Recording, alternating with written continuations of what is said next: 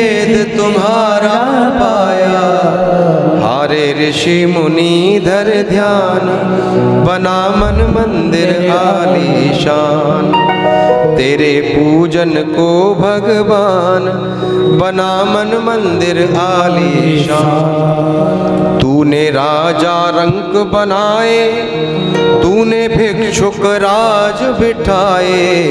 तेरी लीला अजब महान, बना मन मंदिर आलीशान।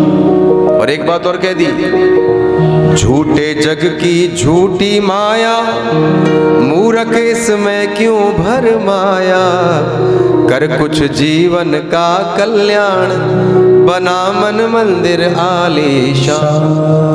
तेरे पूजन को भगवान, बना मन मंदिर आलीशान।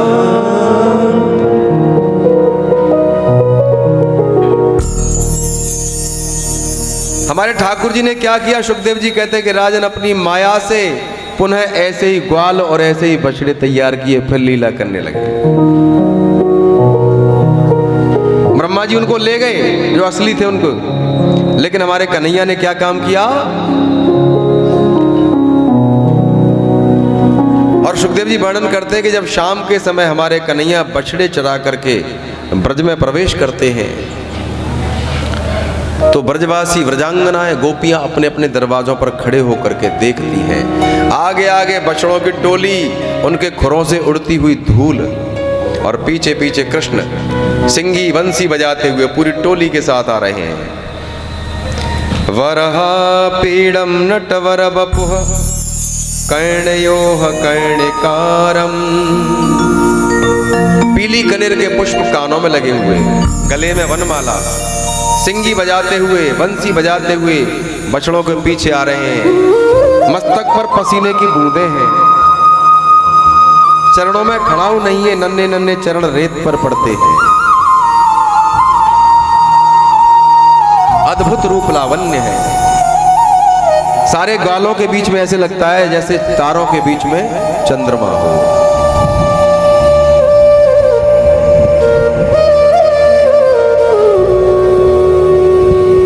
सभी ब्रजवासियों को सुख देते हैं, आनंद देते हैं। कृष्ण के बिना सारे ब्रजवासियों का एक भी पल नहीं है।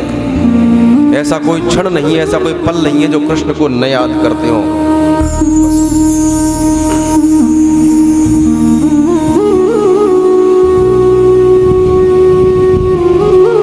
कहते हैं सुखदेव जी के राजन इस प्रकार ये लीला 1 वर्ष तक की है। 1 वर्ष बाद ब्रह्मा जी आए कि जाके देखूं तो सही क्या हुआ। और ब्रह्मा जी ने आके देखा तो वही ग्वाल हैं, वही बछड़े हैं। बोले इनको तो मैं सत्यलोक में ले गया था ये सब। तब उनको ज्ञान हुआ कि ओहो ये ब्रह्म है। आकर के प्रणाम किया, प्रभु क्षमा कीजिए, मैं आपकी महिमा को, आपकी लीला को समझ नहीं सका। पूजन किया। बोली आनंद कंद भगवान की जय जय श्री राधे।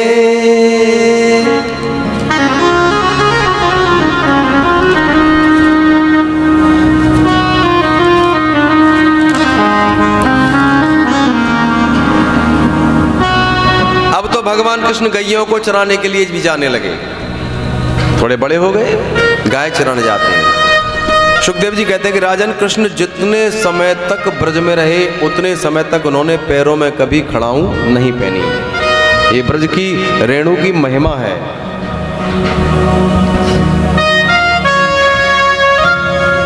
ओ मैया तेरो चिरे जीवो लाल कन्हैया, यशोदा तेरो चिरजीवो लाल कन्हैया, चिरजीवो लाल कन्हैया हो। सभी गाएंगे प्रेम से 2 लाइनें ठाकुर जी के लिए। हरि मैया तेरो यशोदा तेरो, हो मैया तेरो यशोदा तेरो, चिरजीवो लाल कन्हैया, हो मैया तेरो चिरजीवो लाल कन्हैया, मैया तेरो चिरजीवो लाल कन्हैया, यशोदा तेरो चिरजीव लाल कन्हैया, यशोदा तेरो चिरजीव लाल कन्हैया। सभी बोलना। तीन लोक को करता धरता, तीन लोक को करता धरता, तीन लोक को करता धरता, तीन लोक को करता धरता।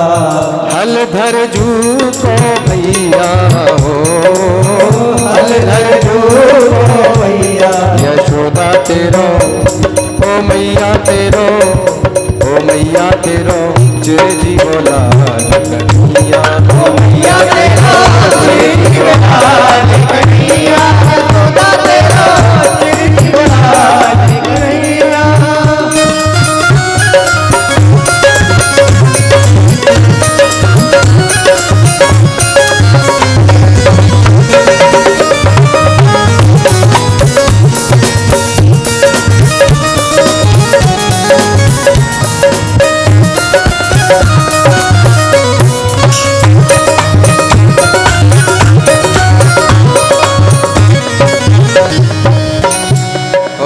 रत्न जड़ित, रत्न जड़ित पलना में पोढ़े, रत्न जड़ित पलना में पोढ़े, रत्न जड़ित पलना में पोढ़े, रत्न जड़ित पलना में पोढ़े। ओ झूलत कुंवर कन्हैया, ओ झूलत कुंवर कन्हैया, ओ मैया तेरो, ओ मैया तेरो, ओ मैया तेरो चिरजीव लाल कन्हैया, ओ मैया तेरो चिरजीव लाल कन्हैया, यशोदा तेरो चिरजीव लाल कन्हैया, चिरजीव लाल कन्हैया, ओ चिरजीव लाल कन्हैया, ओ मैया तेरो यशोदा तेरो, ओ मैया तेरो चिरजीव लाल,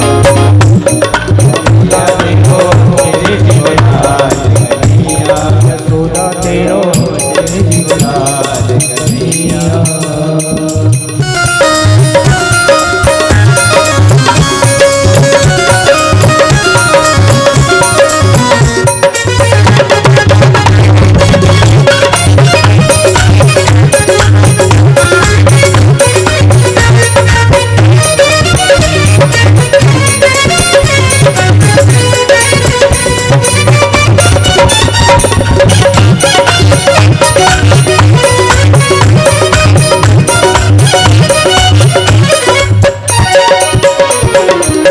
हम सब नाचे ग्वाले नाचे, हम सब नाचे ग्वाले नाचे, हम सब नाचे ग्वाले नाचे, हम सब नाचे ग्वाले नाचे।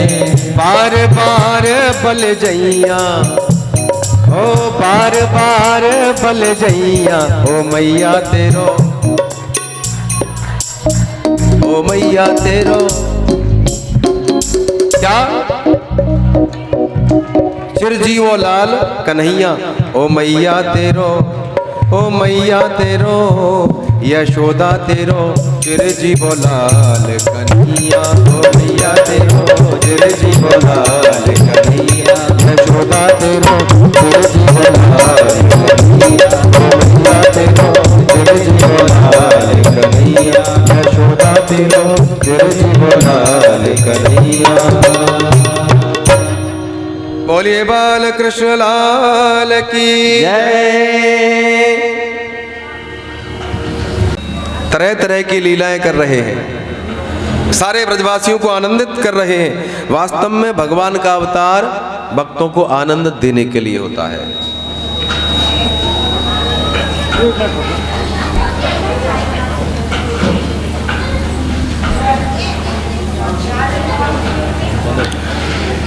एक बार शाम का समय था, नंद बाबा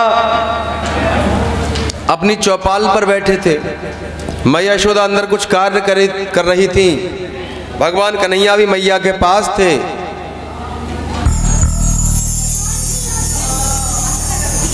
एक गोप आया रोता हुआ, बोला बाबा आज मेरी गैया ने गलती से काली दह पर जल पी लिया यमुना का।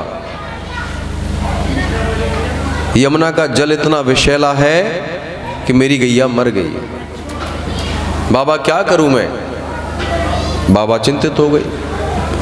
काली दह में कौन रहता था? कालिया नाग। काली दह चीरघाट वृंदावन के पास में ही है, आपने देखा होगा। बाबा मैं क्या करूं? मेरी गैया मर गई।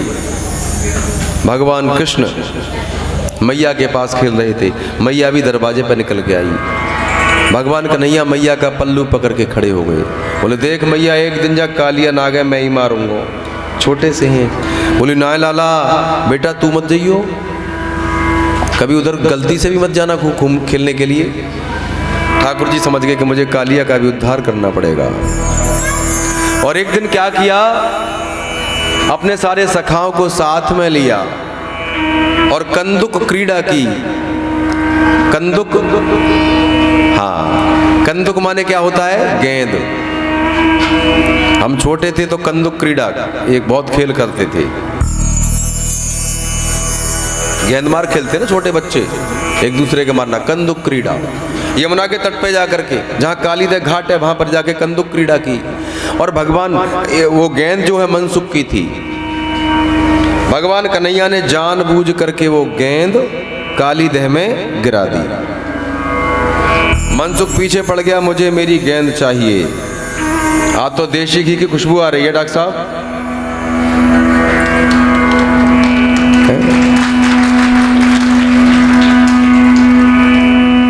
सेलाइवेशन होने लगा। भाई एक बात तो मैं वास्तव में कहूंगा कि जैसा भागवत पहली बार हो रही है, प्रसाद तो चकाचक है साहब, चकाचक।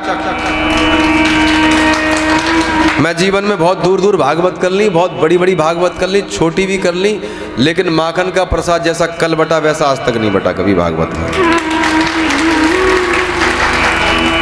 कोई भक्त माखन खाने से रहा ही नहीं है, नहीं चकाचक। अब देशी घी का हलवा बन रहा है।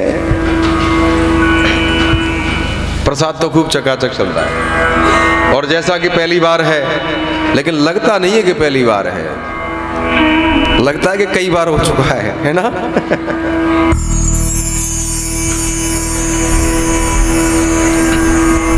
प्रसाद में श्रद्धा भी है बांटने वालों की, पहले से ही बुकिंग हो जाती है, फोन आ जाता है कल का हमारा है साहब। हाँ ऑलरेडी बुकिंग हो जाती है पहले से ही। और लास्ट के दिन का फोन भी कई दिन से आ रहा है, लास्ट वाला दिन भंडारा जो होगा। हाँ अगर ऐसे भक्त हो किसी गांव में,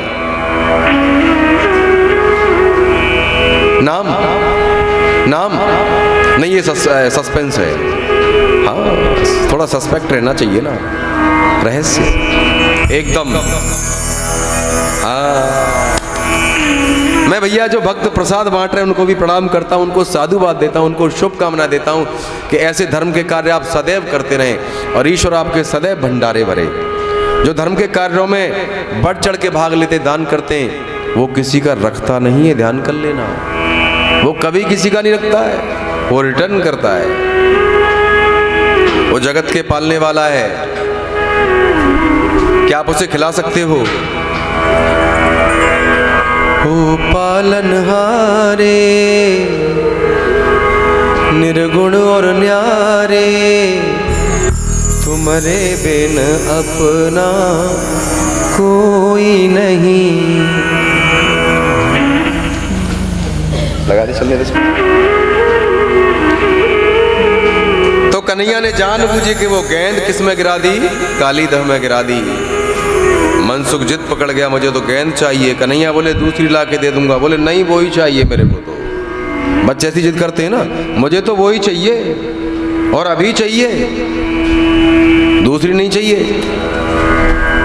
सभी ग्वाल वालों ने समझाया करे भाई जिद मत कर, वो तो अंदर वहां कालिया रहता है, वहां कोई नहीं जाता है, वहां जो गया है वो आज तक बचा नहीं है।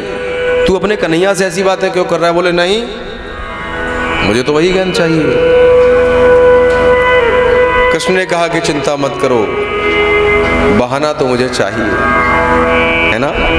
हाँ, अर्जुन से तभी तो कहा था कि तू युद्ध कर, ये सब मरना तो तय है, ये तो मरेंगे, बस तू बहाना बन जा केवल, ये तो मरेंगे, बहाना बन जा, युद्ध कर, उठ के खड़ा हो जा। भगवान कन्हैया ने छलांग लगाई और काली दह में कूद गए। काला काला जल था यमुना का। अंदर जब कूद के गए तो देखा कालिया नाग सो रहा है जल में। नाग पत्नियां उसकी सेवा कर रही हैं। नाग पत्नियों ने नन्हे से बालक को देखा, बड़ा अद्भुत रूप है उसका। बोली ये बालक गलती से यहाँ आ गया है, पतिदेव सो रहे हैं, जाग गए तो जीवित नहीं छोड़ेंगे। बोले बेटा तुम जल्दी से यहाँ से भाग जाओ, निकल जाओ यहाँ से जल्दी से। कृष्ण बोले कि पहले इसको जगा दो तब जाऊंगा। अरे किसकी बातें कर रहे हो तुम, चले जाओ बेटा, तुम जानते नहीं कौन है, ये हमारे पति हैं और बड़ा क्रोधी हैं, बहुत बलवान हैं, बहुत ही भयंकर हैं, खतरनाक हैं, बड़ा बलशाली है, चले जाओ। बोले नहीं जाऊंगा, जगा दो, दो बातें करने आया हूं ना, गेंद का तो बहाना है ना। हाँ समझाया नाग पत्नियों ने, बोले नहीं, जगाओ। नाग पत्नियों ने मना किया। भगवान कन्हैया ने उछल के कालिया नाग की पूंछ पर अपने पैर का प्रहार किया। कालिया नाग फुफकारते हुए जाग गया। सामने सामने सलोने सरकार खड़े हैं, घुंघराले केश हैं, मोर मुकुट है, कमर में बंसी लगी हुई है, पीतांबरधारी है, कोमल चरण है, बड़ा सुंदर श्री अंग है। कालिया नाग क्रोध में आकर के एक झपटे में कृष्ण को अपनी कुंडली में लपेट लिया। युद्ध होने लगा दोनों,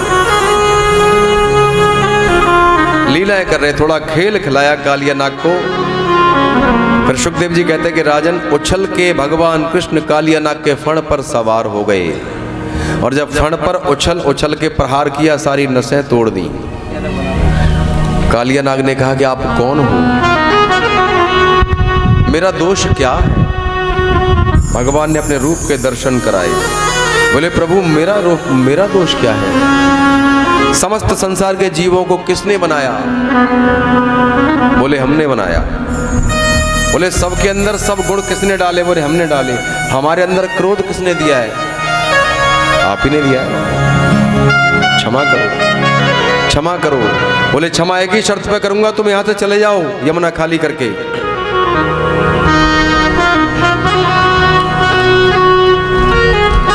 तो सुखदेव जी कहते हैं कि राजन हमारे कन्हैया कालिया नाग के फण पर सवार हो गए, धीरे धीरे यमुना में से ऊपर निकल करके आ रहे हैं। और कैसे, सभी प्रेम से कीर्तन बोलेंगे। जरा इतना बता दे काना,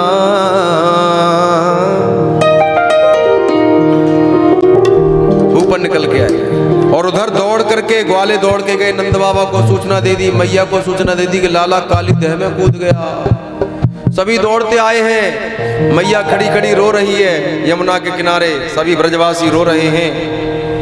और धीरे धीरे कन्हैया निकल के आए, ऊपर आ गए, सभी देख रहे हैं, देवता आकाश से पुष्प वर्षा कर रहे हैं। भगवान कृष्ण कालिया नाग के फण पर नृत्य कर रहे हैं।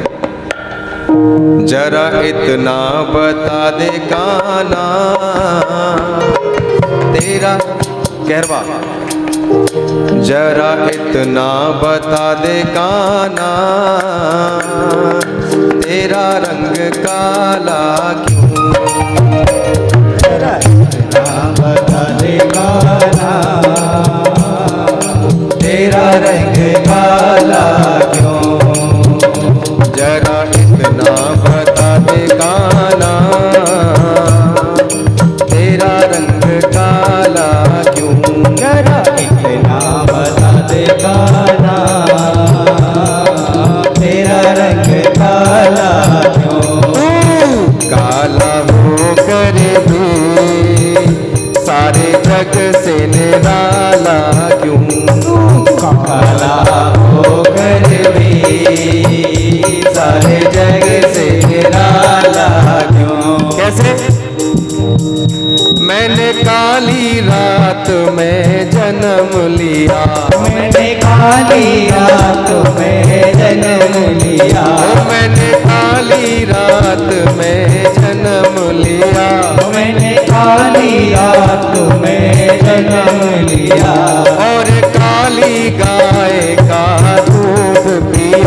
और काली गाय का दूध पिया। भैया तालियों में करंट नहीं आ रहा है, काली गैया का दूध नहीं पिया किसी ने? मैंने काली रात में जन्म लिया, मैंने काली रात में जन्म लिया, और काली गाय का दूध पिया, और काली गाय का दूध पिया। और मेरी कमली भी काली है, इसलिए काला हूँ। मेरी कमली भी काली है, इसलिए काला हूँ। जरा इतना बता दे कान्हा, तेरा रंग काला क्यों?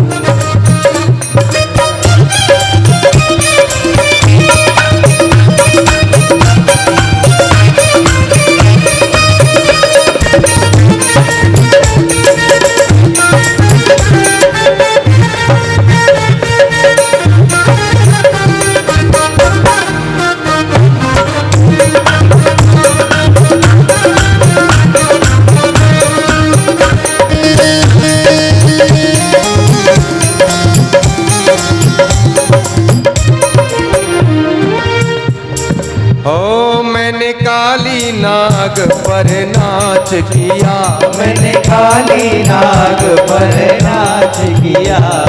कैसे किया था काली नाग पर नाच? कोई बताएगा हमें करके?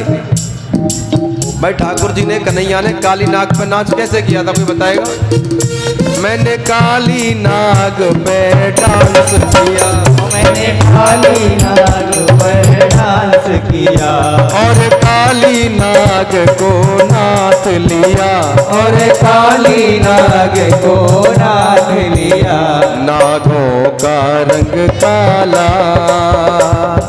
इसलिए काला हूँ। आँखों का रंग काला, इसलिए काला हूँ। ओ जरा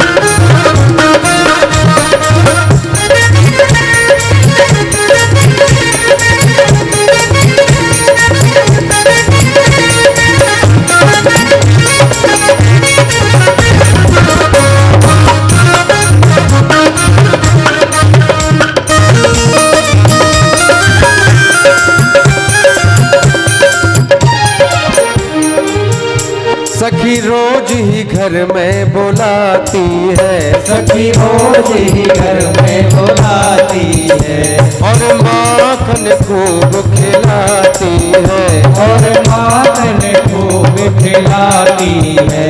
सखियों का दिल काला, इसलिए काला हूँ। जरा इतना बता दे कान्हा, तेरा रंग काला क्यों? मैं काला होकर भी जग से निराला, तू काला होकर भी सारे जग से निराला क्यों? तू काला होकर भी सारे जग से निराला। बोलिए भक्त वत्सल भगवान की जय। हरीश जी 1 मिनट के लिए मेरे पास आओ। कालिया नाग का मर्दन किया, मंथन किया, नाथन किया। कालिया नाग यमुना को छोड़ करके चला गया।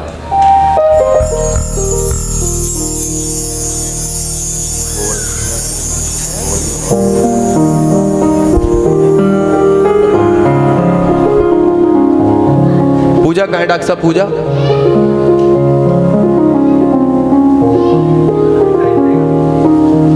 कितना? कोई नहीं, कोई नहीं, कोई नहीं।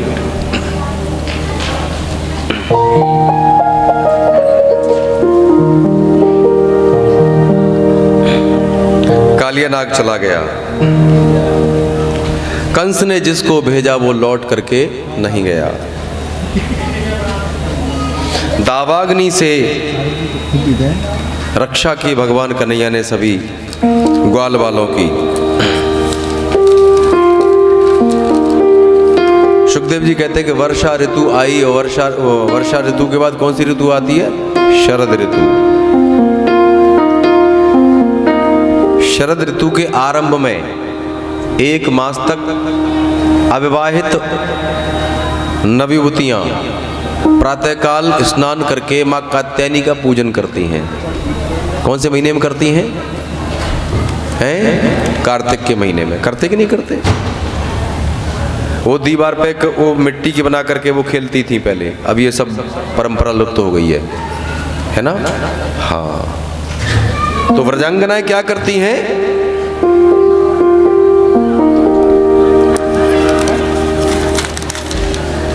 सुखदेव जी वर्णन करते हैं कि राजन, शरद ऋतु के आरंभ में कार्तिक मास जब लगता है तो युवतियां प्रातःकाल यमुना में जाकर के स्नान करती हैं, मां कात्यायनी मां गौरी का पूजन करती हैं और सब अपने मन में कृष्ण को ही मांगती हैं। कोई किसी से नहीं बताती क्या मांगना है, सब अपने मन में कृष्ण की ही कामना करती हैं। रोज मां गौरी का पूजन। लेकिन वो गलती भी करती हैं। गलती क्या करती हैं? यमुना में निर्वस्त्र होकर के स्नान करती हैं। जल में निर्वस्त्र होकर स्नान करना महापाप होता है। 8 वर्ष के हैं भगवान कृष्ण, पता चला, बोले इनको बताना चाहिए, शिक्षा देनी चाहिए। रोज जाती है प्रातःकाल ब्रह्म मुहूर्त में यमुना में स्नान करती हैं, मां कात्यायनी का पूजन करती हैं और कृष्ण को ही मांगती हैं। वो व्रजांगनाएं जिस कात्यायनी की पूजा करती हैं, उस कात्यायनी की कृपा से उन्होंने गोविंद को पाया। देखिए, प्रेम में पाना नहीं होता है, प्रेम में समर्पण की भावना होती है। प्रेम में लेने की भावना नहीं होती है, प्रेम में देने की भावना होती है। ये प्रेम की परिभाषा है। प्रेम में कुछ चाहिए नहीं होता है, प्रेम में क्या होता है? देना होता है, ध्यान लेना।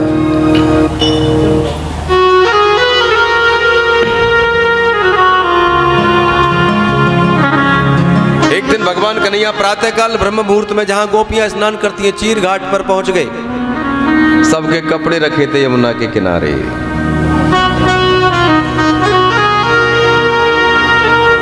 वस्त्रों को उठाया और कदम के पेड़ पर जाके बैठ गए थोड़ी दूर, और बैठ करके बंसी बजाने लगे।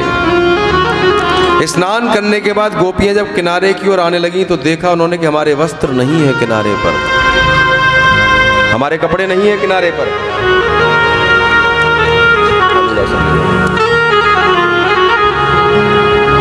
आपस में बातें करने लगी, भाई हमारे वस्त्र कहाँ गए, वस्त्र कौन ले गया, हम बाहर कैसे जाएंगे, निर्वस्त्र हैं हम। तब उनके कानों में बंसी बजने की आवाज आने लगी। बोला, हो न हो ये कन्हैया की करतूत है, जरूर उसने ही ऐसा किया होगा। आवाज दी, कन्हैया ओ कन्हैया। वो मगन है, बंसी बजा रहे हैं। बोले, अरे कान्हा। तो आवाज दी, क्या बात है? बोले, क्या तुम्हारे पास हमारे वस्त्र हैं? कन्हैया बोले, हाँ हैं। काहे को ले गए? हमारे कपड़े हमें दो। बोले, आके ले जाओ। बोले, आपको पता नहीं हम यमुना से जल से बाहर नहीं निकल सकते हैं। अब यहां पर 2 बातें हैं। कृष्ण की अवस्था कितनी? 8 वर्ष। बातें 2 कौन कौन सी हैं? यदि गोपियों का कृष्ण के प्रति ब्रह्म भाव है, ध्यान देना, यदि गोपियों का कृष्ण के प्रति ब्रह्म भाव है तो पर्दा कैसा ब्रह्म से? भाई उसके यहां से आते हैं तो बिना कपड़ों के ही आते हैं। कपड़े पहन के आता है कोई उसके यहां से, बताओ आप? और बिना कपड़ों के ही जाते हैं।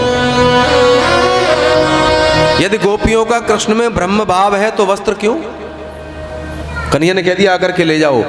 और यदि ब्रह्म भाव नहीं है तो एक शिक्षा है कि जल में निर्वस्त्र होकर स्नान नहीं करना चाहिए।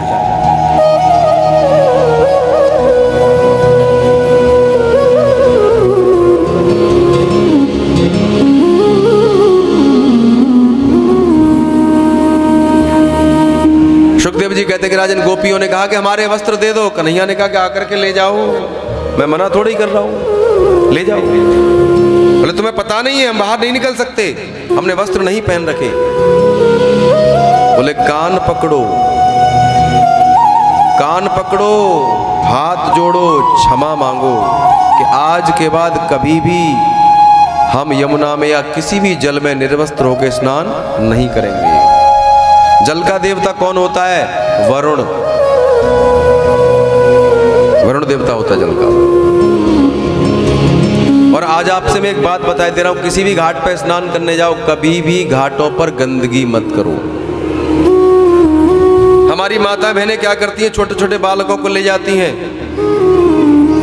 और उनके जो पैंटी चलती है, पैम्पर जो पहनने के, ठीक है ना, उनको उतार के वहीं डाल देती है। मैंने आंखों से देखा है। नहीं, वहां मत डालो कभी।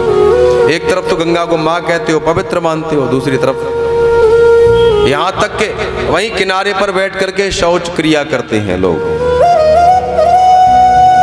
कभी भी किसी नदी में साबुन से भी स्नान नहीं करना चाहिए।